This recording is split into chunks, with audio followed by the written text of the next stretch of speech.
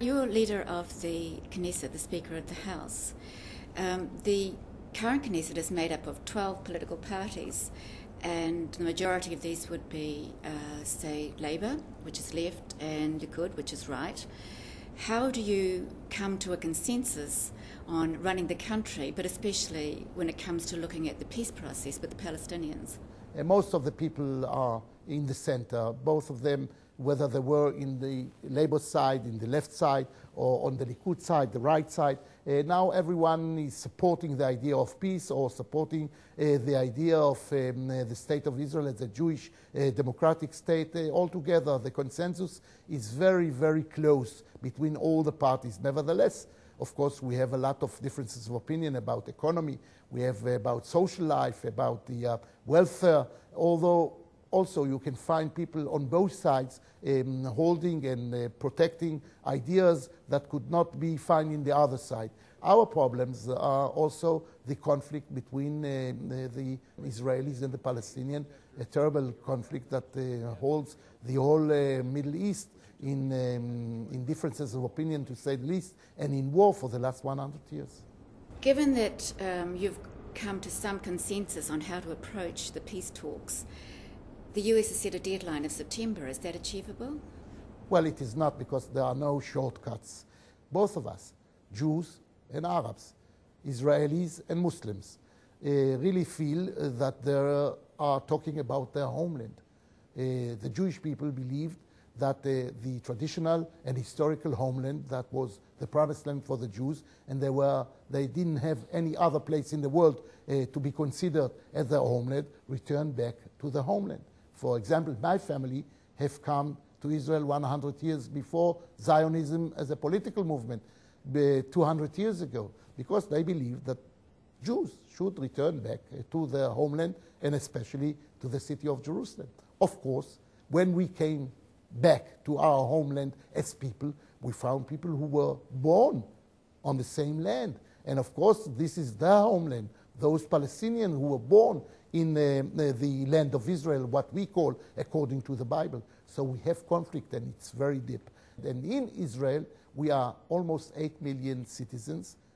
6 million of them are Jews, and 2 million of them are Israeli Palestinians, along with another 3 million Palestinians in the Palestinian entity.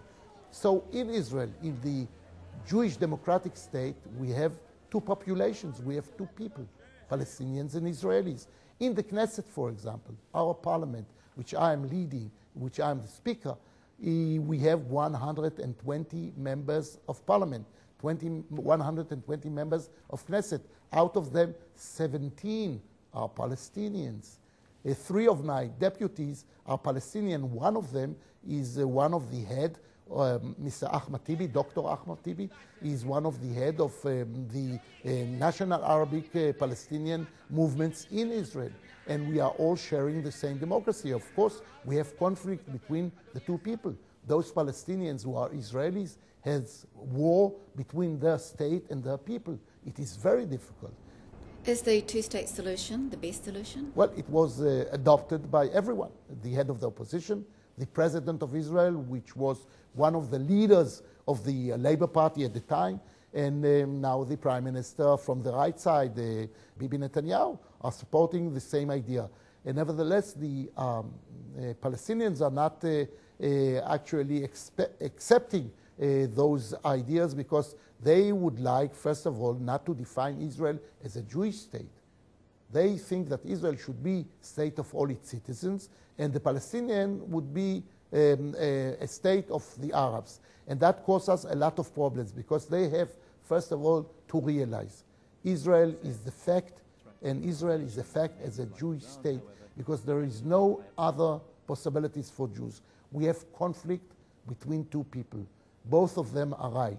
We, the Jewish people, have no other alternative. We cannot go back to Europe or to the Arab states or to America, or even not to ask the New Zealand people to get us here as an entity. So we are trying to convince the whole world the necessity and the morality of the Jewish state. And when they will adopt this idea, probably we will find a way in order to live together.